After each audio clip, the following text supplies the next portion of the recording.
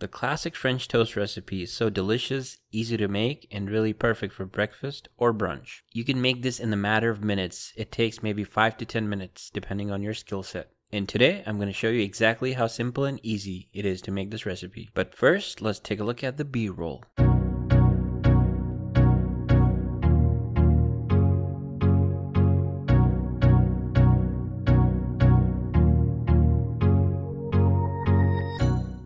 In my opinion, French toast comes out best when you use really thick slices of bread. So next time you're going to the grocery store, remember to get thick slices when you're trying to buy bread. But again, it's not a must-have to make French toast. You can use your regular plain bread and it'll come out just fine. By the way, ingredients are listed below in the description, so do check them out. For making this recipe, you're going to need a bowl so you could dip your bread. For this recipe, you're going to need about 1 whole egg. Most recipes that I've seen usually use 2 eggs, but I personally think French toast is made best with 1 egg. You want to whisk your eggs perfectly so that there's no lumps or anything left in there. Next, you want to add about 1 cup of milk. I used whole milk for this recipe, but you could use 2% if you want. It would turn out just fine. Just don't use fat-free. It won't turn out so good. To this, you want to add about 3 tablespoons of sugar. You could tweak this however you want. It's totally up to you. If you think this is too much sugar, then just tweak it and add less sugar. But 3 tablespoons of sugar doesn't make it super sweet or anything like that.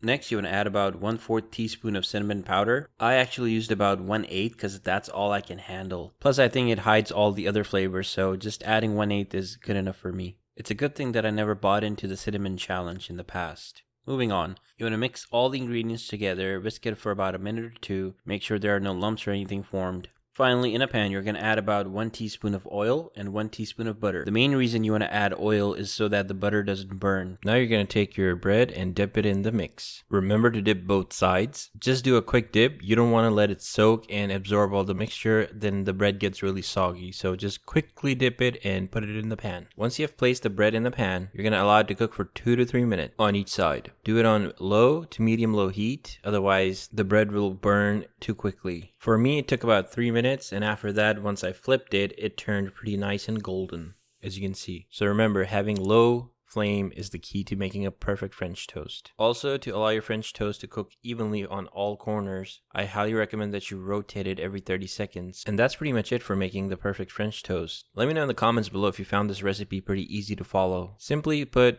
all you're doing is that you're taking your bread slices and dipping it into an egg mixture and cooking that for about 2 to 3 minutes. That's all there is to it. Do try it out, you won't be disappointed. Oh, and by the way, with this recipe, you can easily make 5 to 6 French toast slices. For plating this, I used the best slice and placed it on top, and for decoration, I used blueberries and strawberries that I decorated it with. Finally, pour some hot maple syrup on top, and your French toast is now Instagram worthy. In the end, I'm happy with how this recipe turned out. I hope you guys enjoyed this one. I look forward to hearing your feedback in the comments.